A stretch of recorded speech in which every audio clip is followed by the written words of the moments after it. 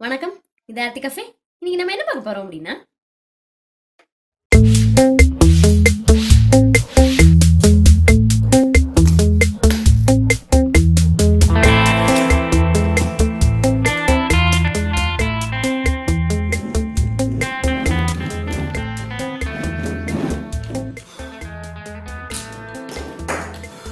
என்னையா அது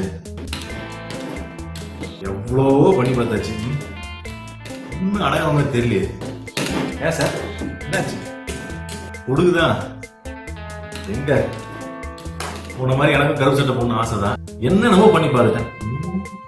ஒரு வெளில போக முடியாதா ஒன்னா வெள்ளை சட்டை எப்ப பார்த்தாலும் சீப்பை வச்சா உதிருது. என்ன பண்றது ஒண்ணுமே புரிய மாட்டேங்குது. ஏதாவது ஐடியா ஐடியா நான் 1000 ரெசிபி போடுறீங்க, ஏதாவது ஒரு ஐடியா தான் சொல்லு. நீ கீழே போயிட்டு அந்த வெட்டில் வந்து ஏற்று ஒரு 5 நிமிஷம் கீழே வந்து அப்படியே அந்த இன்வாய்ஸ் எடுத்து போயிட்டு சொல்லு, ஏதாவது ஒன்று சொல்லு. எனக்கு தெரிஞ்சு ஜென்ஸுக்கெல்லாம் ஒரே ஒரு வழி தான் இருக்கு. 20 நிமிஷத்துல ரெடி ஆகும். பளிச்சுன்னு ஒரு மொட்டை அடிச்சிருங்களேன், ஒரு 6 மாசத்துக்கு பிரச்சனையே இருக்காது. எனக்கு எப்படி மொட்டை போட முடியும்? மொட்டையா மூஞ்சி நல்லா இருக்கா? வேற ஏதாவது சொல்லியா? அப்படியா? சரி, நான் படிச்சது கேட்டது அதை சொல்றேன். அது எது உங்களுக்கு ஒத்துறதோ அதை பாருங்க. ஓகே. பெரும்பாலானவர்களுக்கு தலையாய பிரச்சனையா இருக்கக்கூடியது இந்த பொடுகுங்க. இந்த பொடுகை முற்றிலுமா அழிக்க முடியாது அப்படின்னு சொல்றாங்க. ஓரளவுக்கு கண்ட்ரோல் செய்யலாம். அப்ப ஓரளவுக்கு கண்ட்ரோல் செய்யறதுக்கு நாங்க பின்பற்றக்கூடிய சில முறைகளை தான் நான் இந்த வீடியோல ஷேர் பண்ண போறேன்.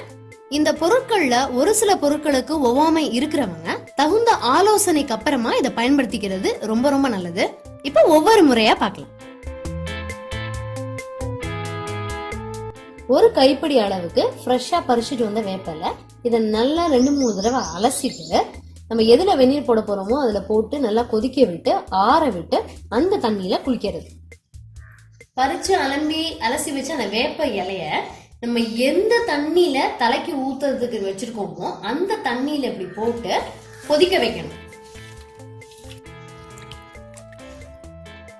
சோ இப்ப அதை நல்லா கொதிக்க ஆரம்பிச்சிருச்சு. இப்ப அடுப்பை நிறுத்திடலாம். இதை மூடி அப்படியே ஆற விட்டுறலாம். இந்த நைட்டு செஞ்சு வச்சோம் அப்படின்னா காலம்புற குளிக்கிறதுக்கு ரொம்ப ஈஸியா இருக்கும். இது நல்லா ஆறுனதுக்கு அப்புறமா காலையில பார்க்கலாம். சோ நம்ம நேற்று நைட்டு கொதிக்க வச்சிருந்த வேப்பலை தண்ணி நைட்டு முழுக்க அப்படியே அதுலயே ஊறியாச்சு.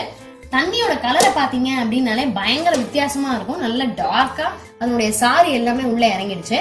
சோ இப்ப அதை அப்படியே நம்ம இலைய எடுத்துருவோம். அப்படியே வடிய விட்டு இலைய தனியா அப்படியே எடுத்து வச்சிடலாம். எல்லா சத்தும் அப்படியே இறங்கியிருக்கோம்ல, நல்லா அப்படியே அந்த வேப்ப வாசனை அப்படி அடிக்குது இதுல. இப்ப இது என்ன, எப்படி நம்ம அதை தலைக்கு வாஷ் பண்ண யூஸ் பண்ணணும் அப்படின்னா, நீங்க எல்லாம் வாஷ் பண்ணி முடிச்சுட்டு கடைசியா நம்ம எல்லாமே குளிச்சு முடிச்சிட்டோம் அப்படிங்கும்பொழுது இந்த தண்ணிய வேற எந்த தண்ணியோடய மிக்ஸ் பண்ணாம டைரக்டா இதை தலையில ஊத்தி அலசிடணும்.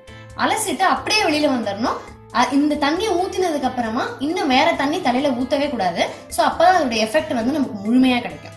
இது எக்ஸ்டர்னலா நம்ம இப்படி அப்ளை பண்ணிக்கலாம். இதே இன்டர்னலா எப்படி எடுத்துக்கலாம் அப்படின்னு பாத்தீங்கன்னா, வாரத்துல 2 நாள் வெறும் வயிற்றுல வேப்பம் கொழுந்து, ஒரு 2 வேப்பம் கொழுந்து, அதாவது இவ்வளவு நீளமா இருக்கும் இல்லையா கொழுந்து, அந்த மாதிரி 2 கொத்து வெறும் வயிற்றுல சாப்பிட்டோம் அப்படின்னாலும் இந்த தலையில அந்த பொடுகு உருவாக்கக்கூடிய அந்த ஃபங்கை அழியறதுக்கு வாய்ப்பு இருக்கு. சோ இது எக்ஸ்டர்னல் அப்ளிகேஷன். வேப்பம் கொழுந்து சாப்பிடுறது இன்டர்னலுக்கு. அடுத்து என்ன அப்படின்னு பாத்தீங்கன்னா, நல்ல புளிச்ச தயிர்.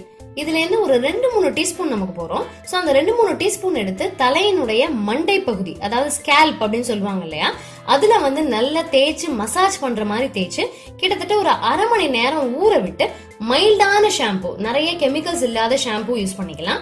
இல்லைன்னா நம்ம அரப்பு சீயக்காத்தூள் அந்த காலத்துல யூஸ் பண்ண மாதிரி அதை கூட தேய்ச்சி நம்ம குளிச்சுக்கலாம். அடிஷ்னலா தயிர் கூட இன்னொன்னு நம்ம சேர்த்து குளிச்சுக்கலாம். அதாவது இது வெந்தய பொடி. இந்த வெந்தய பொடியில இந்த குட்டி ஸ்பூன் கிட்டத்தட்ட ஒரு 3 கிராம் பிடிக்கும். இதால ஒரு 2 டீஸ்பூன் நம்ம இப்படி போட்டு அதை ஊற வச்சு நைட்டே ஊற வச்சுட்டு காலம்பரையும் தேய்ச்சி குளிக்கலாம். இதுல முக்கியமா நம்ம ஒரு தெரிஞ்சுக்க வேண்டிய விஷயம் என்ன அப்படின்னா, இந்த புளிச்ச தயிரும் வெந்தயமும் ரொம்ப குளிர்ச்சி. சோ ரொம்ப குளிர்ச்சியா இருக்கக்கூடிய பொருளை நம்ம தலையில தேய்க்கும் பொழுது அந்த மாதிரி சைனஸ் அந்த மாதிரி ப்ராப்ளம் இருக்கிறவங்க அதை கொஞ்சம் யோசிச்சு செய்யறது நல்லது. இதை அவாய்ட் பண்றது கூட நல்லதுதான். அடுத்து கத்தாழை. இதை சோத்து கத்தாழை அப்படின்னு சொல்லுவாங்க. இது மேக்சிமம் எல்லா இடத்துலயுமே கிடைக்கும். ஒண்ணா இருக்கிறதுக்கு பேர் வந்து மடல். அந்த மடலை நம்ம கீழாக அப்படியே கட் பண்ணி எடுத்துருவோம். அப்படி எடுத்த மடலை நம்ம என்ன பண்ணணும் அப்படின்னா அப்படியே நெட்டு குத்தா நிக்க வச்சிடணும். அப்படி நிக்க வைக்கும்போது மஞ்சளா அதுல இருந்து கொஞ்சமா அப்படியே சாறு வடியும். அதுக்கப்புறமா கிட்டத்தட்ட ஒரு 2 hours 3 hours கழிச்சு அந்த போர்ஷனை மட்டும் கட் பண்ணி எடுத்துட்டு யூஸ் பண்ண ஆரம்பிச்சிடலாம். இதுல இருந்து எப்படி ஜெல் எடுக்கிறது அப்படின்னு பார்ப்போம். ஸோ இந்த இவ்வளவு போர்ஷன் வந்து நமக்கு தேவையில்லை. இதுல இருந்து ஒரு சிங்கிள் போர்ஷன் நமக்கு போறோம். அப்புறம் பாக்கி இருக்கக்கூடியதை அப்படியே வச்சிருந்தோம் அப்படின்னா இது ஒரு 4-5 நாள் அப்படியே இருக்கும்.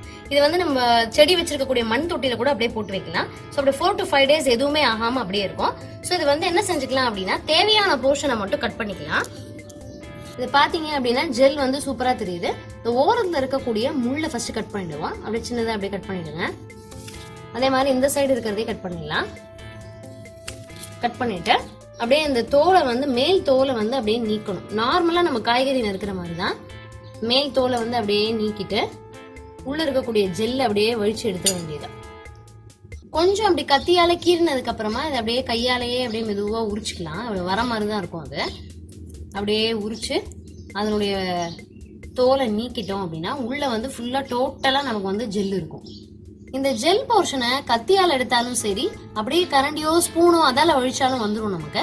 ஸோ அப்படி கத்தியால வழிக்கும் போது கேர்ஃபுல்லா வழிக்கணும், அவ்வளவுதான். ஸோ இந்த மாதிரி எடுத்துடலாம். நீட்டா அழகா அப்படியே வரும். சொரண்டி அப்படியே எடுத்துக்கலாம். அதை ஒருத்தருக்கு இந்த அளவு இருந்தா போரும் தலையில நல்லா ஸ்கேல்ப்ல தேய்க்கிறதுக்கு. ஸோ அப்படியே பக்கத்துல இப்படி எடுத்து போட்டுருங்க. இந்த மாதிரி எடுத்த கத்தாழை சோறுன்னு சொல்லுவோம் இந்த ஜெல்லை. அந்த ஜெல்லை வந்து கையாலேயே நல்லா ஸ்மாஷ் பண்ணிக்கலாம். இல்ல அப்படின்னா மிக்ஸி சின்ன ஜார்ல போட்டு கொஞ்சம் அடிச்சோம் அப்படின்னா உங்களுக்கு ஈஸியா வாட்டரி ஆயிடும். இது நீங்க கையால ஸ்மாஷ் பண்ணும்போது இந்த மாதிரி அப்படியே ஜெல் இழுத்துட்டு வரும். ஸோ எப்ப நீங்க தலையில தடவ போறீங்களோ அப்ப ஸ்மாஷ் பண்ணா போறோம். இதை அப்படியே எடுத்து நல்ல ஸ்கேல்ப்ல, அதாவது அந்த நம்மளுடைய மண்டை பகுதியில நல்லா தேய்ச்சு ஒரு 15 to 20 நிமிஷம் ஊற விடலாம். இன்னொரு முக்கியமான விஷயம், கத்தாழை வந்து ரொம்ப ரொம்ப குளிர்ச்சியானது.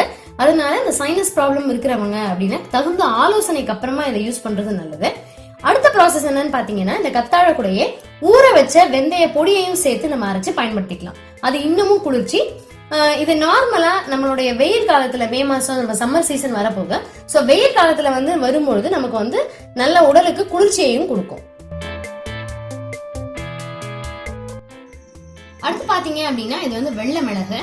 சோ வெள்ளை மிளகு நார்மலா நமக்கு எல்லா நாட்டு மருந்து கடையிலையும் கிடைக்கும். இது வந்து கொஞ்சம் காஸ்ட்லி தான். இதை வாங்கிட்டு வந்து வெயில்ல நல்லா காய வச்சு அரைச்சோம் அப்படின்னா சீக்கிரமா வந்து அப்படியே பொடி ஆயிடும். இதை வெயில்ல காய வச்சுட்டு வந்ததுக்கு அப்புறமா சின்ன மிக்ஸி ஜார்ல போட்டு இந்த அளவுக்கு அட்லீஸ்ட் ஒரு 50 கிராமாவது இருந்தாதான் நமக்கு வந்து பொடி பண்றதுக்கு ஈஸியா இருக்கும். அதை போட்டு நல்லா ரொம்ப நைஸான பொடியாக்கி ஒரு டப்பால வந்து போட்டு எடுத்து வச்சிடலாம். ஸோ நியர்லி ஒரு 50 கிராம் வெள்ளை மிளகு எடுத்து நான் மிக்சியில நல்ல பவுடர் ஆக்கிட்டேன். இந்த மாதிரி அப்படியே நைஸ் பவுடர் ஆக்கியாச்சு. அரைக்கும் போதே எனக்கு கிச்சனே வந்து சரியான வாசனை பிளஸ் காரம்.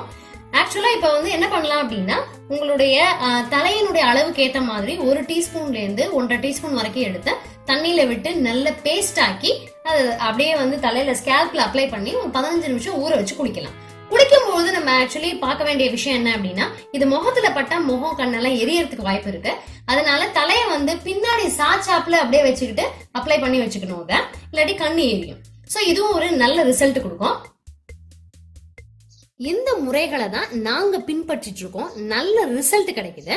இப்ப நீங்க வாரத்துல 2 நாள் தலை குளிக்கிறீங்க அப்படின்னா இது ஒரே மெத்தட தொடர்ச்சியா ஃபாலோ பண்ணாம மாத்தி மாத்தி இந்த முறைகளை பயன்படுத்தும் போது நல்ல கண்ட்ரோல் கிடைக்கும். இன்னும் ஒரு முக்கியமான விஷயம் உங்க கூட ஷேர் பண்ணிக்கணும். இது வந்து டாக்டர் கிட்ட கன்சல்ட் பண்ணதுக்கு அப்புறம் தான் நான் உங்ககிட்ட சொல்றேன். அதாவது நம்ம மைல்டு ஷாம்பு அப்ளை பண்ணும்போது அதை நல்லா அந்த ஸ்கேல்ப்ல மண்டை பகுதியில தடவி நம்ம வந்து வாஷ் பண்ணிக்கலாம். இன்கேஸ் நீங்க வந்து கண்டிஷனர் யூஸ் பண்ற மாதிரி இருந்தா கண்டிஷனர் வந்து நம்ம ஸ்கேல்ப் பகுதியில அப்ளை பண்ணாம முடியில மட்டும் அப்ளை பண்ணி வாஷ் பண்ணணும் அப்படின்னு சொன்னாங்க. அப்ப ரிசல்ட் இன்னும் பெஸ்டா இருக்கும் அப்படின்னு சொன்னாங்க. பொடுகு வரதுக்குரிய காரணங்கள் வந்து ரொம்ப நிறைய இருக்கு. எண்ணெய் பசை அதிகமா இருக்கக்கூடிய சருமத்திலையும் பொடுகு வரலாம். அதே மாதிரி எண்ணெய் பசையே இல்லாம வறண்ட சருமமா இருக்கிறதுக்கும் பொடுகு வரலாம். ஹெரிட்ரி கூட ஒரு காரணமா இருக்கலாம். ஸோ எப்படி வந்தாலும் ஒரு தடவை வந்துருச்சு அப்படின்னா அது டோட்டலா எராடிகேட் பண்ண முடியாது. ஸோ இந்த மாதிரி கண்ட்ரோல் பண்ணி வச்சுக்கலாம். அதே மாதிரி ஒரு வீட்ல ஒருத்தருக்கு பொடுகு இருக்கு அப்படின்னா அவங்க அவங்களுடைய பொருட்களை தனியா யூஸ் பண்ணிக்கிறது பெட்டர். அதாவது சீப்பு, துண்டு அது எல்லாத்தையுமே தனியா மெயின்டைன் பண்ணி யூஸ் பண்ணிக்கிட்டா மத்தவங்களுக்கும் பரவாம கொஞ்சம் தடுக்கலாம். சுற்றுப்புற சூழலும் பொடுகு வர வைக்கிறதுக்கு ஒரு முக்கியமான காரணமா இருக்கு. ஜங்க் ஃபுட் சாப்பிட்றவங்க கொஞ்சம் அவாய்ட் பண்ணிட்டா ரொம்ப நல்லது. அதே மாதிரி ஆயிலி ஃபுட்டும் கொஞ்சம் கண்ட்ரோல் பண்ணிட்டோம் அப்படின்னா இந்த பொடுகுக்கு ஒரு முக்கியமான காரணத்தை நம்ம தடுத்து நிறுத்திடலாம். சோ இந்த வீடியோ ரொம்ப யூஸ்ஃபுல்லா இருக்கும்னு நினைக்கிறேன். இன்னும் ஒரு சூப்பரான வீடியோல சந்திக்கலாம். தேங்க்யூ.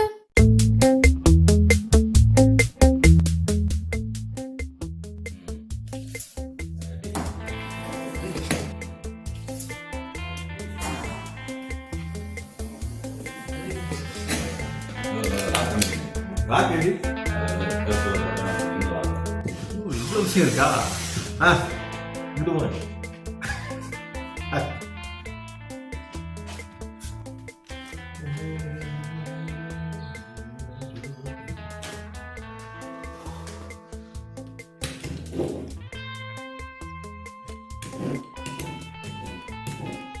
ஏன் சார் ஐபால்ஸ் மாறுது?